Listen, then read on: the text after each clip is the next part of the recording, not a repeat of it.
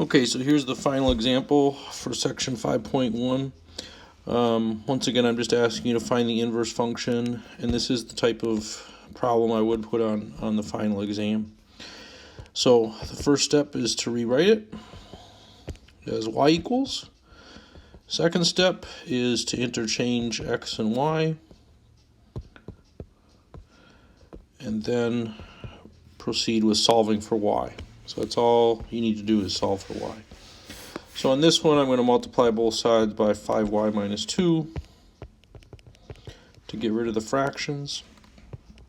You're going to distribute to get rid of the parentheses then. That gives you 5xy minus 2x equals 2y plus 3 on the right side. Okay, so once again, we have y value showing up in two terms. So we need to get those y terms together. So I'm going to subtract 2y from both sides. That's going to cancel. I'm going to add 2x to both sides, and that'll cancel. So that gives us 5xy minus 2y equals 2x plus 3 on the right. And again, notice that we have a y term, a y in each of those terms. So we can factor that y out of that expression.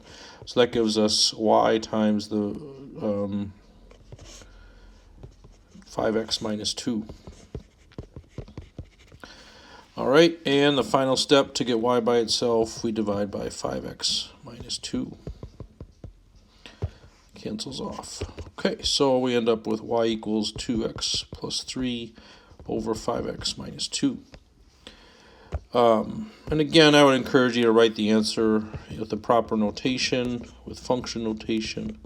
It's just the way it's supposed to be. That's our complete answer for the inverse function. Now, some of you may have noticed already that answer actually ends up to be the exact same thing that we started with, and I just want to warn you that that does happen sometimes. Okay, and that's okay. That just means the next answers are even easier. So the domain of f of x, the range of f of x, the domain of f inverse, and the range of f inverse. Okay, so we just need to decide what the restriction is for each of those. Remember, they always start with all real numbers. We just need to decide the restriction.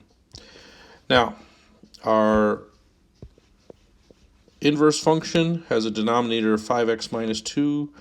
Our original function also has a denominator of 5x minus 2. So figuring out the restriction is going to be the same for each function. So 5x minus 2 can't equal 0. Well, you add 2 to both sides, you get 5x. 5x on the left, 2 on the right, divide by 5. So x cannot be equal to 2/5. So our domain restriction for the domain of the original is all real numbers except x cannot equal 2/5. That's the same as the range restriction. So we say y cannot equal 2/5. And remember,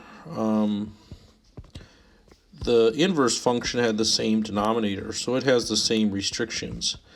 So the restriction on all of these is going to be 2/5, which actually, again, makes life a little bit easier for us.